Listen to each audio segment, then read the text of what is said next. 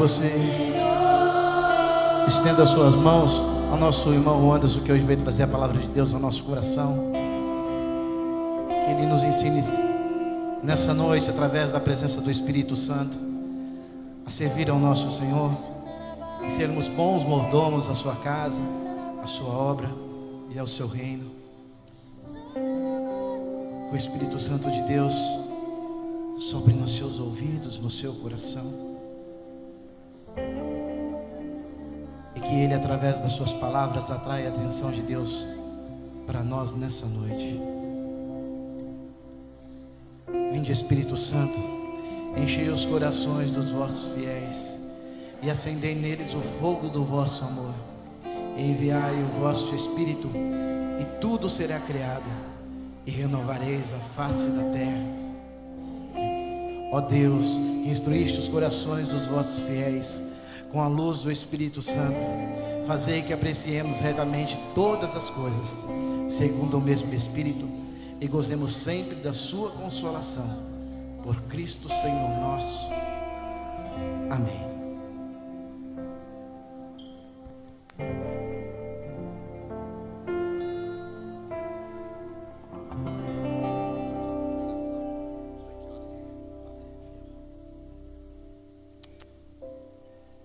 Por que sentou? Sentou por quê? Fica de pé mais um pouquinho. Nós estamos numa esfera, numa atmosfera espiritual ungida, de tal forma que eu queria rezar um pouco mais com vocês. Levanta bem alto os teus braços para os céus. Essa mesma canção que estava sendo ministrada, eu vou pedir que continue a ministração em cima dela. Eu queria convidar você a fazer uma experiência de liberdade espiritual. O Espírito Santo, Ele te trouxe aqui nesta noite porque Ele tem muito mais para a tua vida. O Espírito Santo, Ele te trouxe aqui nesta noite porque a obra que um dia Ele começou, Ele vai terminar. Mas nos ensina a teologia da graça, que Deus, Ele age em nossa vida mediante a nossa cooperação. A graça de Deus só surte efeito se nós cooperarmos. Então coopere com a graça do Senhor, com os seus braços lá em cima, como quem se rende. Quem se rende no sentido de que vai cooperar com a obra a ser realizada. Eu quero convidar você a se render ao Senhor nesta noite. Eu quero convidar você, meu irmão, minha irmã, a entender que a guerra contra Deus é a guerra mais covarde na qual nós podemos entrar. Porque a guerra contra Deus é a guerra na qual nós sempre sairemos perdendo. Por que talvez ainda você tenha insistido em brigar, em guerrear contra Deus?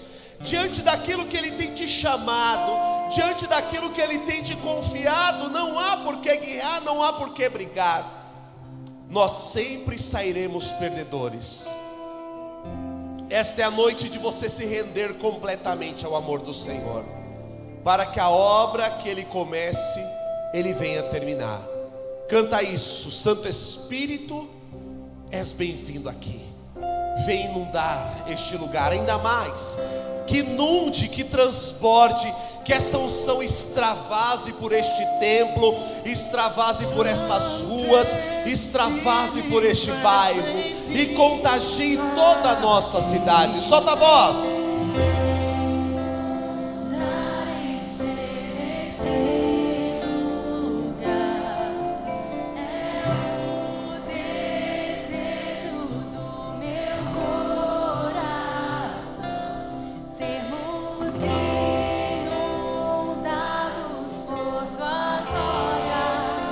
Sobe o tom, mais uma vez, canta. Espírito, és bem-vindo aqui.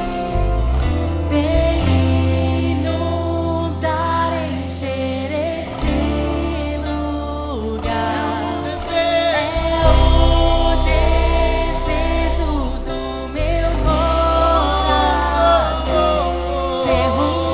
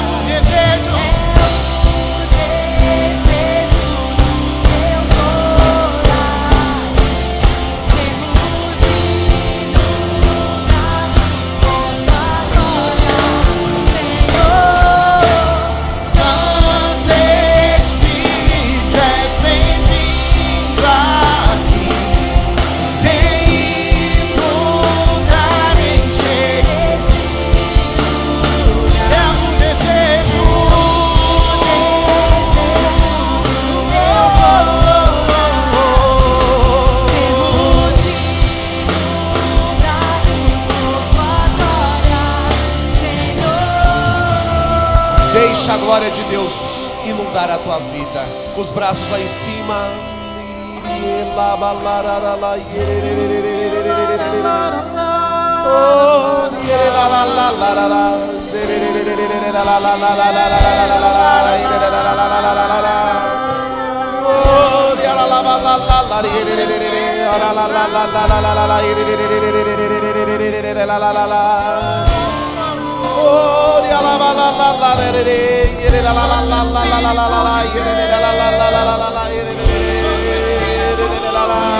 Você que ora no Espírito, não tenha medo, solte sua voz, ore, que a glória de Deus habite completamente o nosso ser. Tudo aquilo que não vem do Senhor, que seja aniquilado, destruído, colocado por terra, pelo poder do nome de Jesus. Habita em nós, Espírito Santo, enche a nossa vida da tua glória, e que tudo aquilo que não vem de ti seja dissipado, Senhor. Nós queremos ser transportados à tua presença, para com os anjos cantar e adorar a ti, Senhor. Vamos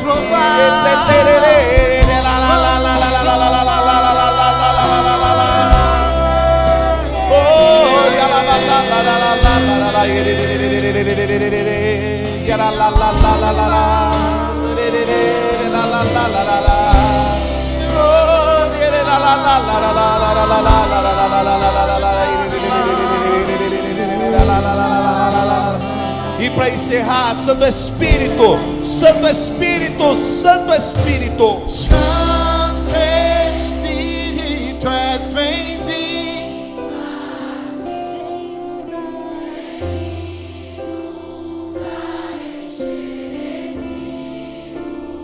É o desejo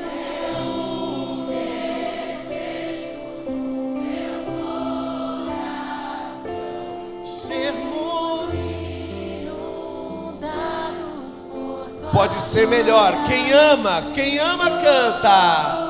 Santo Espírito, és bem-vindo.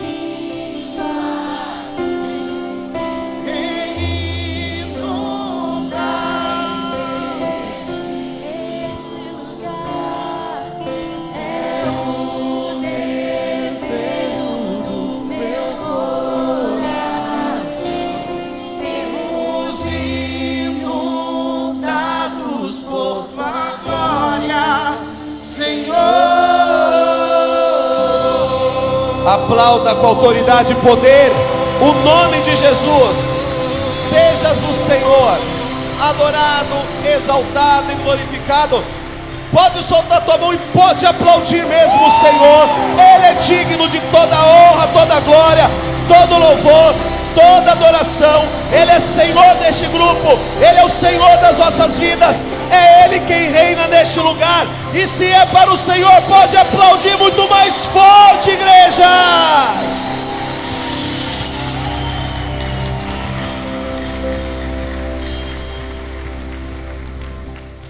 Vai se assentando, vai se acomodando. Louvado seja nosso Senhor Jesus Cristo. Gente, boa noite a todos. Está muito fraco, boa noite. É um prazer imenso poder estar aqui nesta noite de hoje, para juntos nós partilharmos a poderosa palavra de Deus. Olhe para quem está do seu lado, dá um sorriso para este bendito e para esta bendita. Profetiza na vida dele, profetiza na vida dela, dizendo o seguinte: nesta noite, o Senhor vai te levar para águas mais profundas. Diz assim: esta é a noite que Ele te trouxe aqui para renovar o teu servir. Amém, irmãos? Aplauda mais uma vez ao Senhor se você crê nesta profecia que vem do coração de Deus para nossas vidas nesta noite de hoje. Já tive a graça de estar muitas outras vezes aqui no grupo. Para quem não me conhece, eu sou Anderson, tenho 35 anos, sou casado, pai de 2 lindos filhos. Por graça de Deus, sou fundador da comunidade Rua Adonai, termo hebraico que significa sopro do Senhor. Temos como carisma ser na igreja um sinal do amor. No último sábado completamos 14 anos de fundação. Somos da diocese de Campo Limpo. Na minha diocese de Campo Limpo também tenho o privilégio de servir a Renovação Carismática Católica. Neste tempo também sirvo a Renovação Carismática de uma forma diferente. Dentro do Conselho Estadual da Renovação, tenho realizado um trabalho de diálogo ecumênico junto às expressões evangélicas pentecostais, e tem sido um tempo de muita graça de Deus na minha vida. O tema da nossa pregação nesta noite será: que tipo de mordomo você tem sido? Pergunta para a pessoa que está do seu lado: que tipo de mordomo você tem sido? Agora olha aqui para mim. Talvez você esteja dizendo assim: mas nem mordomo eu sou, ora. Que história é essa de mordomo? Lógico que o mordomo, ele será para nós uma figura analógica, de analogia. Nós vamos fazer analogia do mordomo para com a figura do servo. Então a pergunta, ela também pode se enquadrar dentro do seguinte aspecto: que tipo de servo você tem sido? Pergunta de novo para essa pessoa: que tipo de servo? Amém. Você não precisa responder, até porque esta pergunta, ela vai nortear a nossa reflexão nesta noite de hoje. Então deixa para você responder esta colocação no final da pregação. Você que está com a Bíblia, eu queria convidar você a abrir no Evangelho de São João. Evangelho de João, capítulo 2, nós vamos ler o versículo do 1 até o 12.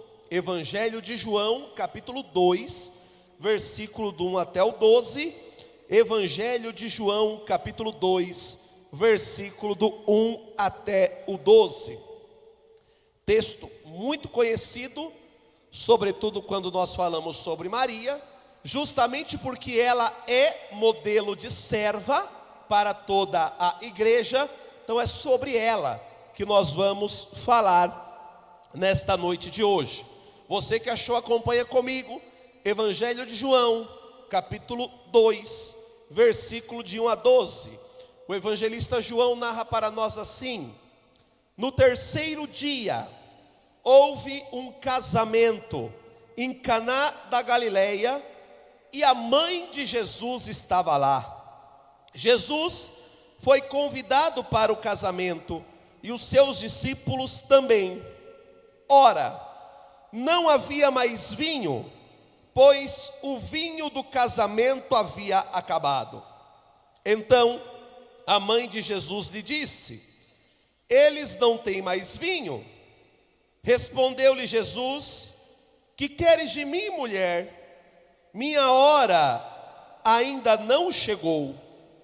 Sua mãe disse aos serventes: fazei tudo o que ele vos disser. Havia ali 6 talhas de pedra para a purificação dos judeus, cada uma contendo de 2 a 3 medidas. Jesus lhe disse: enchei as talhas de água. Eles as encheram até a borda. E então lhes disse: tirai agora e levai ao mestre-sala. Eles levaram.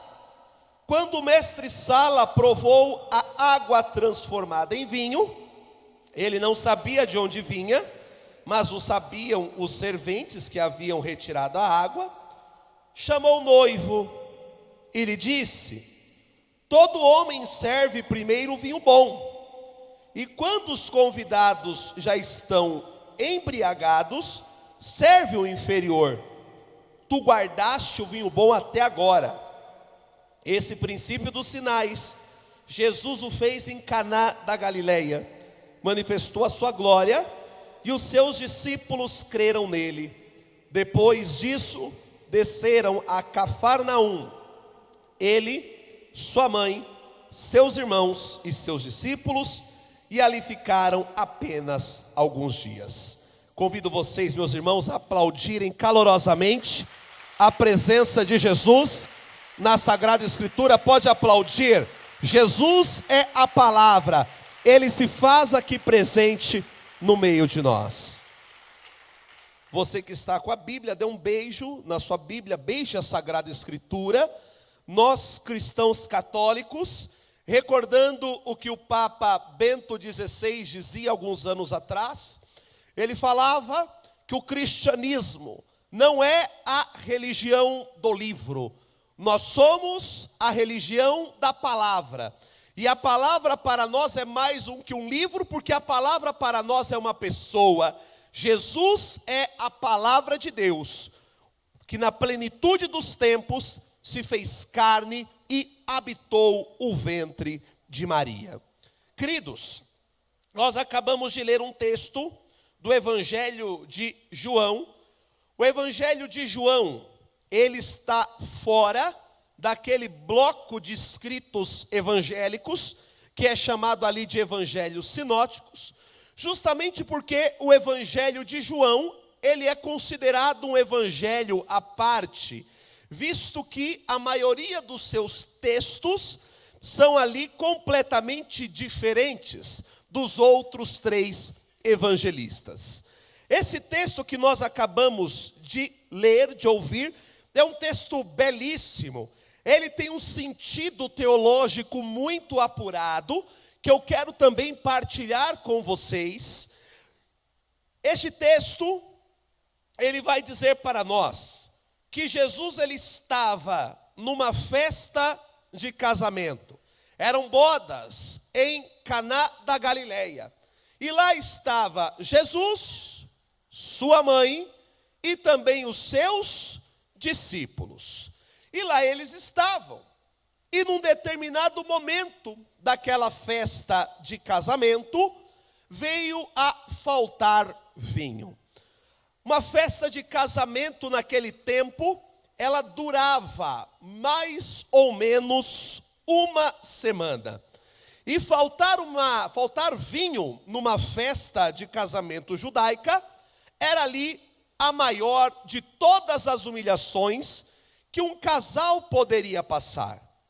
Nossa Senhora, ela estava presente com Jesus naquela festa e ela teve ali a sensibilidade. Ela sofreu ali a humilhação que aquele casal também estava sofrendo, estava passando ali quando veio a faltar vinho.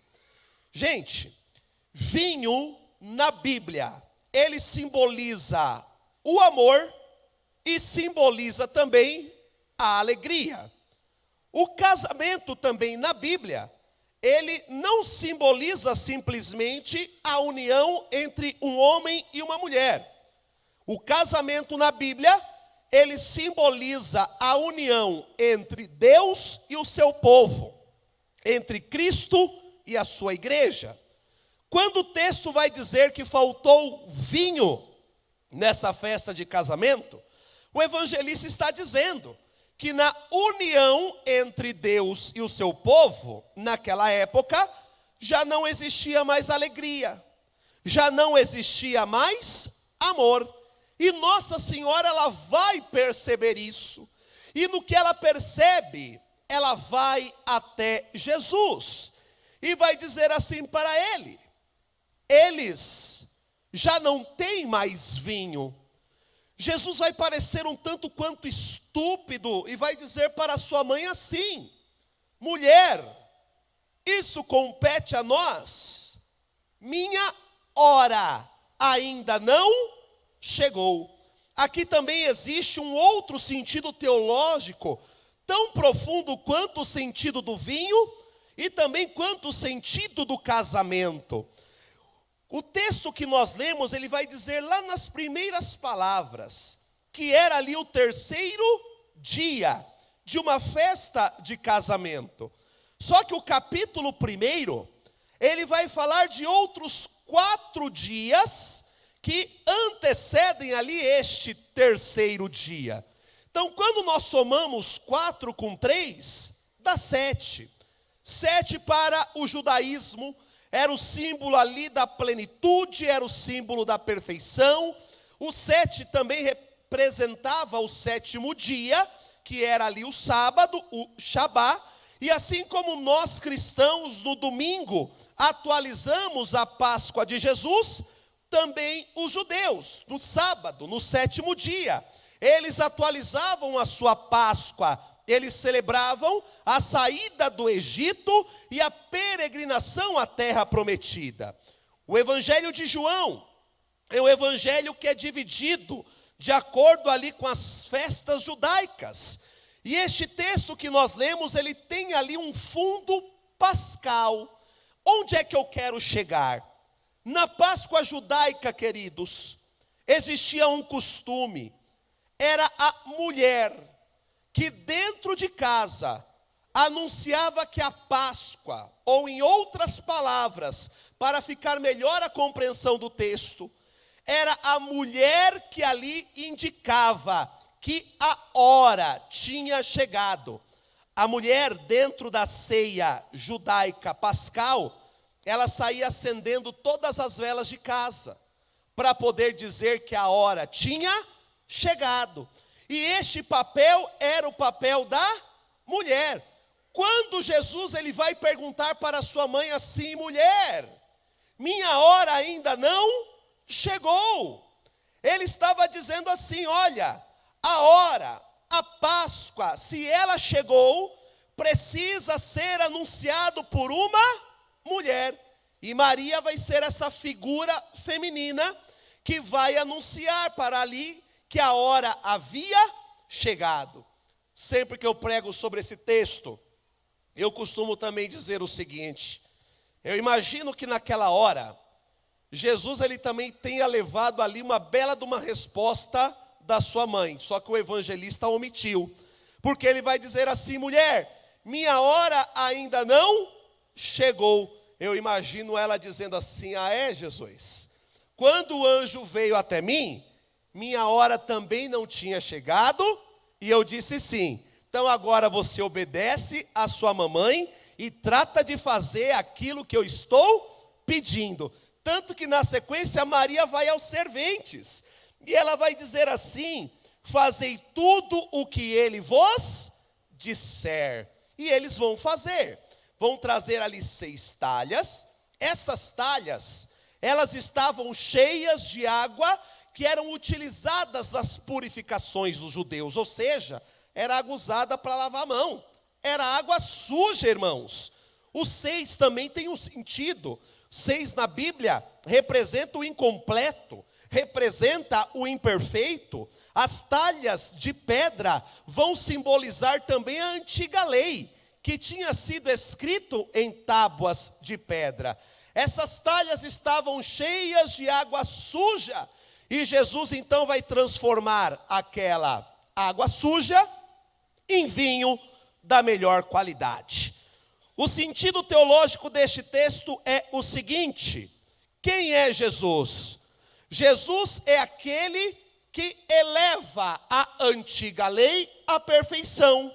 Jesus é aquele que traz de volta o amor e a alegria na relação entre Deus e o homem, porque a antiga lei ela tinha tirado, ela tinha ali feito com que a antiga lei perdesse aquela alegria e aquele amor.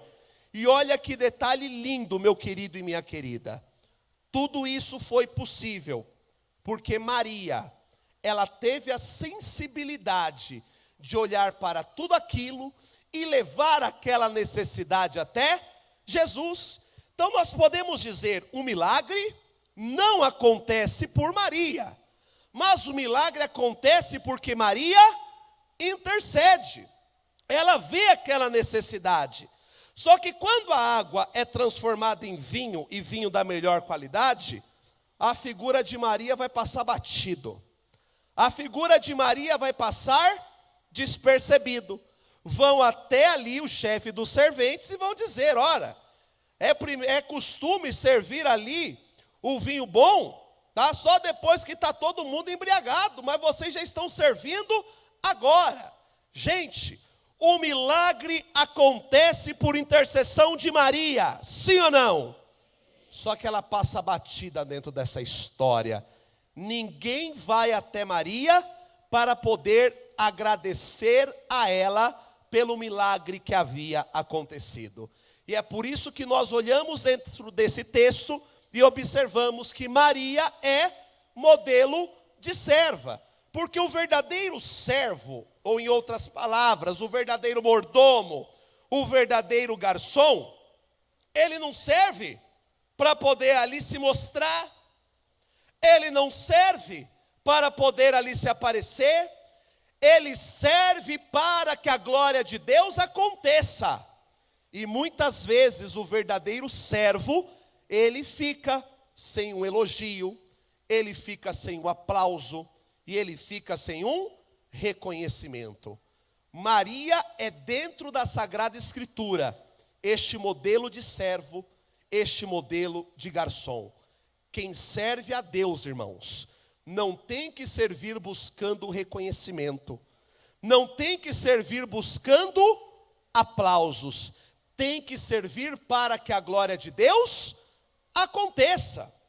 Nós não podemos esquecer que o mesmo Jesus que foi cortejado porque realizou milagres e prodígios, foi o mesmo Jesus que recebeu por parte deste povo palavras do tipo: crucificam, crucificam. Maria, ela nos ensina como é que nós temos ali que servir verdadeiramente o Senhor. Eu gosto muito das palavras de Santa Teresa de Calcutá, quando ela vai dizer assim, que não importa a quantidade de coisas que nós fazemos para Deus. Porque às vezes nós achamos que servir bem é sair abraçando tudo aquilo que vê pela frente. Muitas vezes nós achamos que servir bem é fazer um monte de coisas. Muitas vezes, irmãos, nós achamos que servir bem é abraçar todas as necessidades de uma comunidade, e não é assim.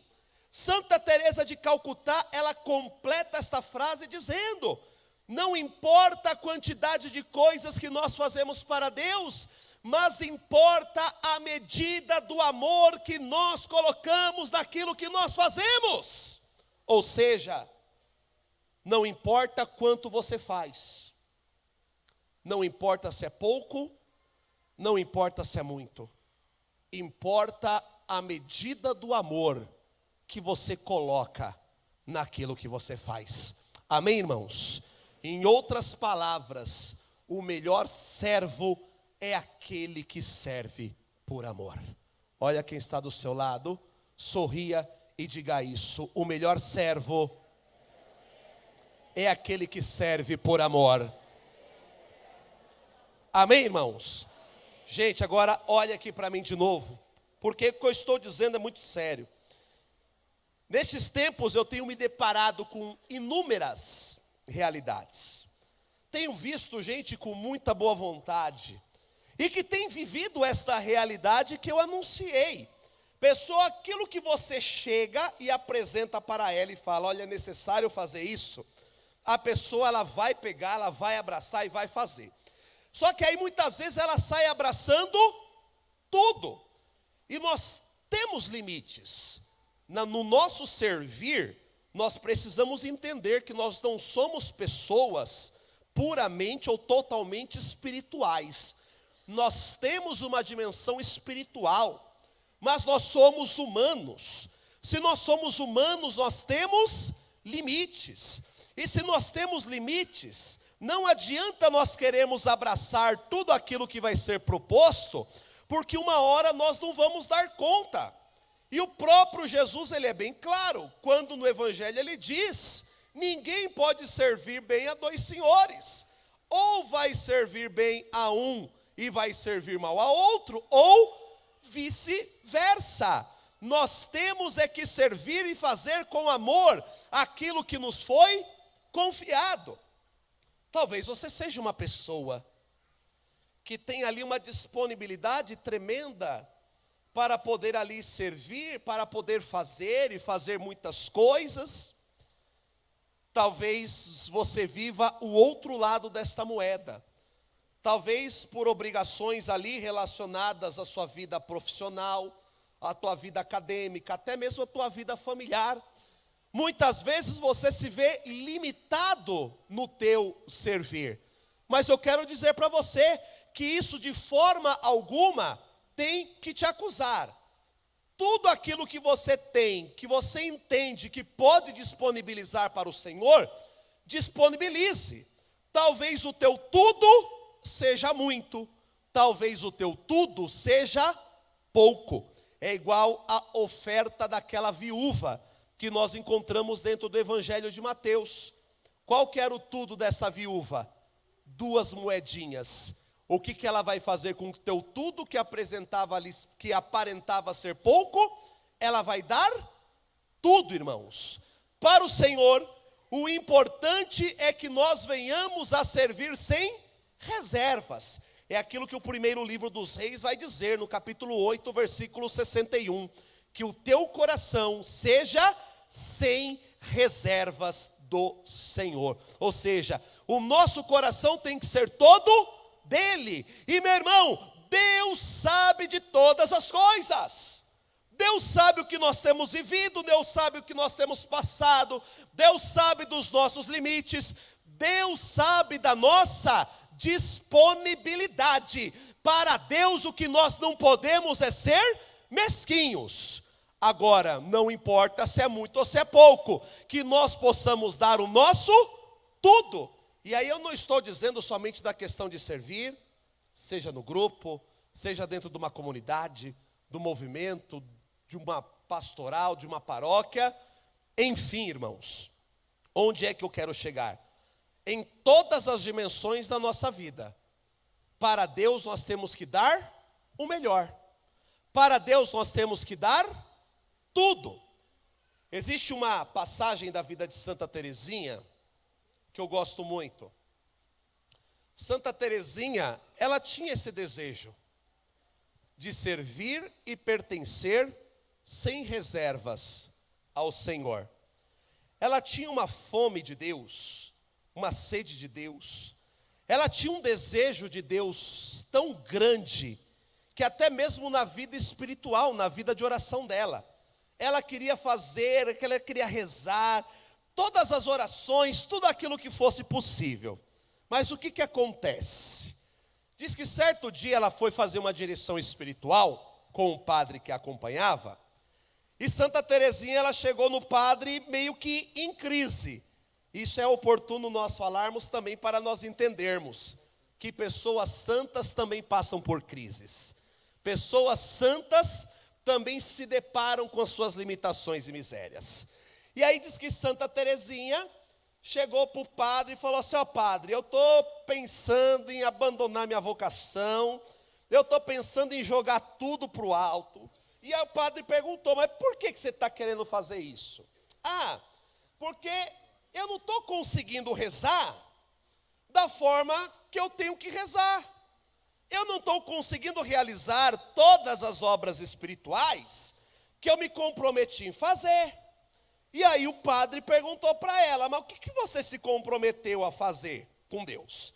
Aí Santa Teresinha, ela apresentou lá uma lista de devoções, de orações, de práticas espirituais que ela assumiu para a vida dela. Aí o padre pegou e falou assim: mas é lógico que você não vai conseguir assumir tudo isso.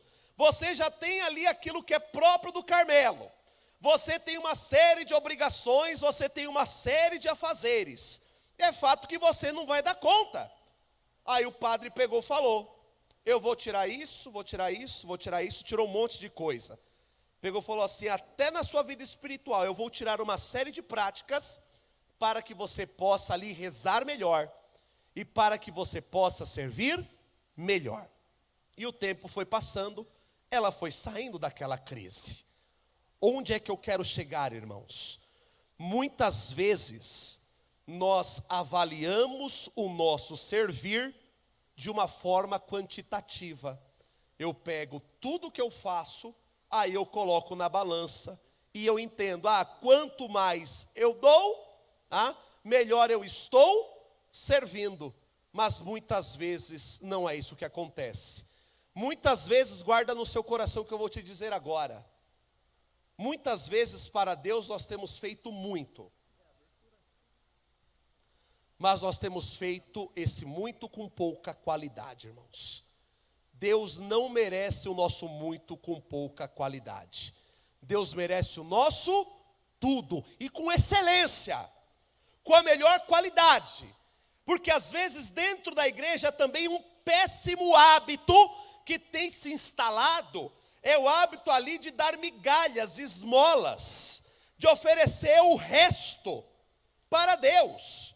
Irmãos, guarda no teu coração uma certeza: quem serve, serve porque ama. Nós servimos porque nós amamos o Senhor. Amém? Quem aqui ama o Senhor, levanta a mão e diga: eu. Diz assim: eu amo Jesus.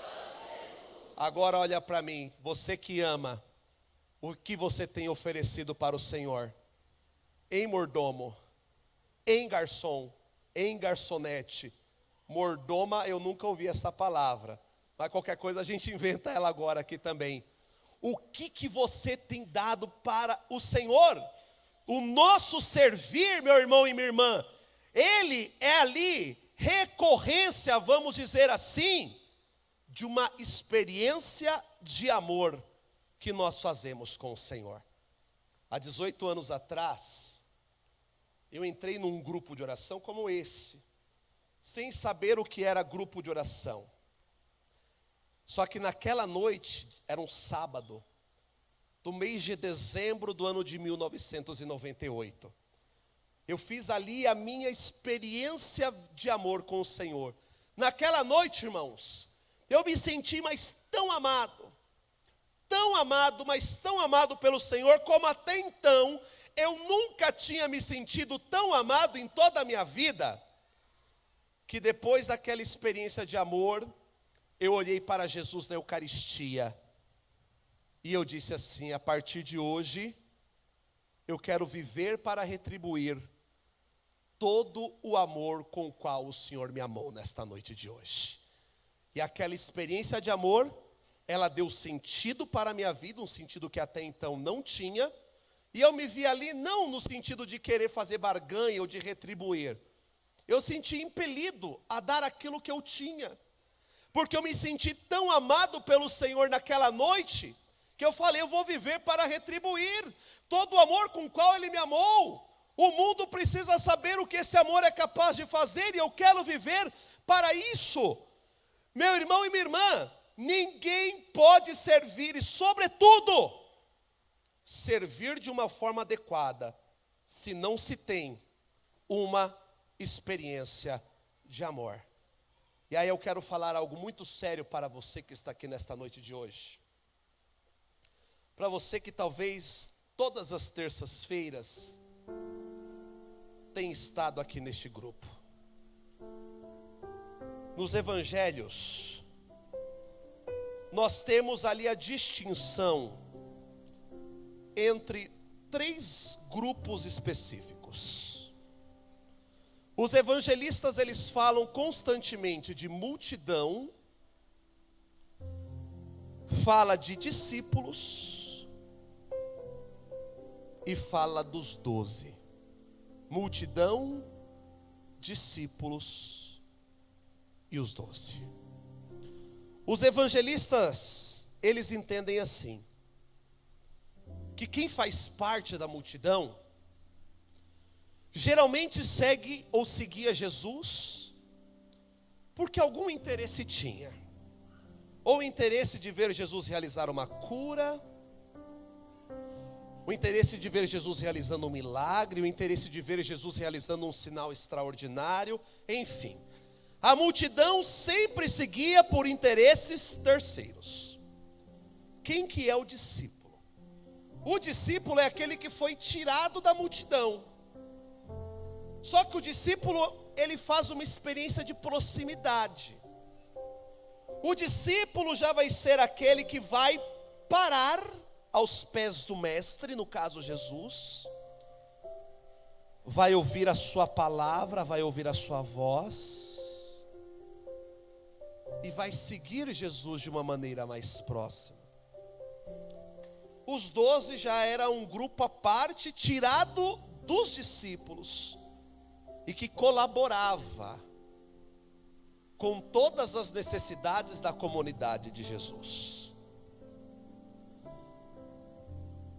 E o Espírito colocava muito forte no meu coração: vocês que estão aqui no meio desta multidão, o desejo de Deus não é que vocês sejam eternamente multidão. Jesus, ele tem ali um caminho ou um itinerário de progresso para vocês. Um dia todos nós fizemos parte da multidão. Só que da multidão ele quer fazer que nós sejamos discípulos. Olha aqui no fundo dos meus olhos, porque eu quero dizer para você, meu irmão, minha irmã, você que está no meio dessa multidão, é vontade de Deus para a sua vida que você se torne discípulo. Quem que é o discípulo? Aquele que se deixa ser plasmado pela palavra, aquele que faz a experiência de proximidade. E sobretudo, o discípulo é aquele que se põe a serviço, porque ele fez uma experiência tão verdadeira, uma experiência tão profunda, uma experiência tão poderosa com o Mestre, que ele se sente ali impelido a dar mais de si, para poder retribuir todo o amor com o qual ele foi amado. Irmãos, a cada semana o amor de Deus, ele se derrama poderosamente neste lugar. E uma multidão tem sido impactada por este amor. Só que o Senhor está dizendo: tem uma hora que nós temos que progredir, nós temos que avançar. Assim como uma criança, quando ela vem ao mundo, ela tem que romper ali o cordão umbilical para ela poder assumir os desafios da vida. Também na nossa vida espiritual, uma hora nós temos que romper este cordão que nos prende à multidão, para sermos discípulos e servirmos verdadeiramente o Senhor. Eu quero olhar no fundo dos teus olhos agora para profetizar uma verdade. O Senhor, ele te levanta para você fazer história, meu irmão. Amém? O Senhor te levanta para fazer história, minha irmã. Mas para isso, o garçom, o mordomo, ele também precisa fazer renúncias. Para poder avançar, para poder progredir, a multidão faz uma experiência de amor. Depois que faz aquela experiência, ela se põe a servir. O reino de Deus, ele nos mostra para nós que o nosso servir, ele não nos dá posições. Embora nós tenhamos dentro da igreja, dentro das mais diversas realidades, existem cargos, existem funções. Nos evangelhos existe até uma espécie de uma disputa. No evangelho de Mateus, a mãe de 2 dos apóstolos tem a cara de pau de chegar até Jesus e dizer assim: olha, quando estiveres no teu reino, coloca um dos meus filhos à tua direita e o outro à tua esquerda. Porque no pensamento dela, o reino de Jesus seria uma espécie de um reino político, hierárquico, e aqueles que estavam mais próximos alcançariam ali as melhores posições. Mas é preciso nós entendermos que a igreja funciona diferente. Tem muitas pessoas que querem, ou melhor, não querem servir,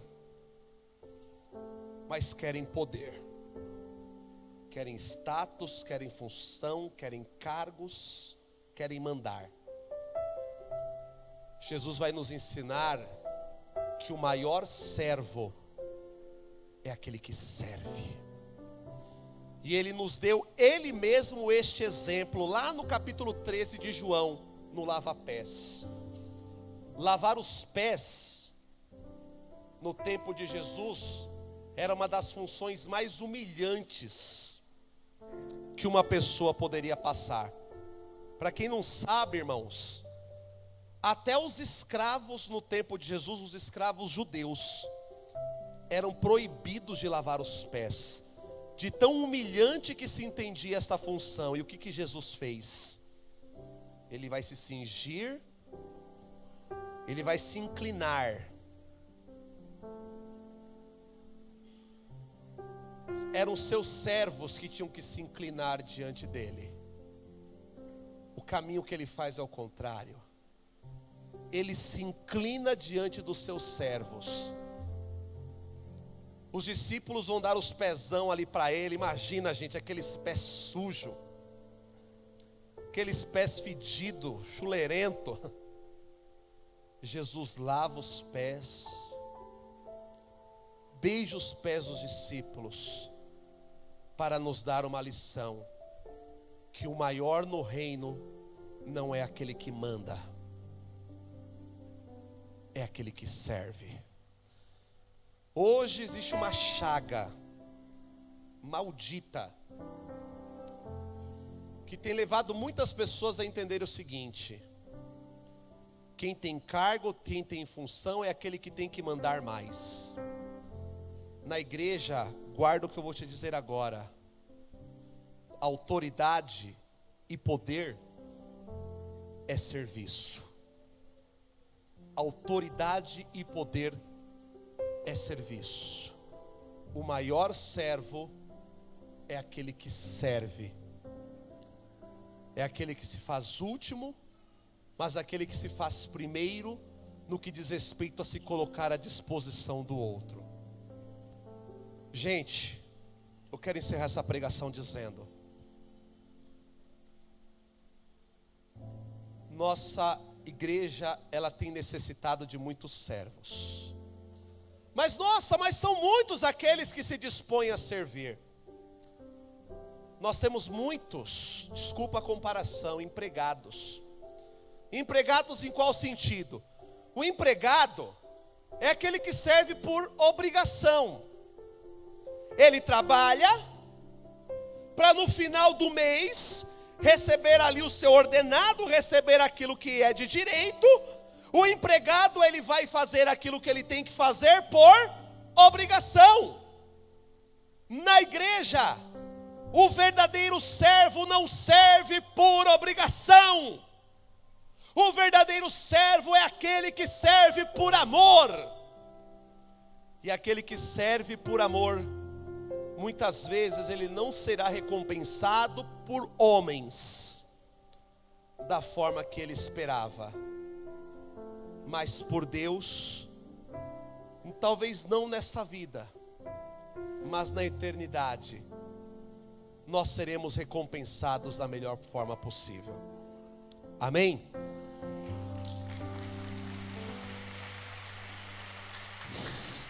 Sirva por amor.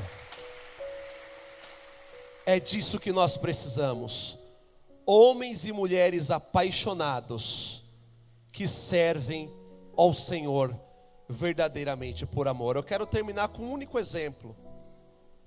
Dom Bosco, um santo muito conhecido, um santo muito amado, mas um santo que muitas pessoas conhecem muito bem as suas belas palavras, mas não conhecem o seu exemplo. Dom Bosco, para quem não sabe, morreu de fadiga, morreu de cansaço. Ele se doou, ele se gastou tanto que ele já não tinha mais forças. E quando suas forças se esgotaram, ele partiu para a eternidade. Faça da tua vida a maior oferta de amor para o Senhor. Amém? Olha para quem está do seu lado e diz isso: faça da tua vida a maior oferta de amor, por amor ao Senhor. Amém? Aplauda o Senhor com autoridade e com poder.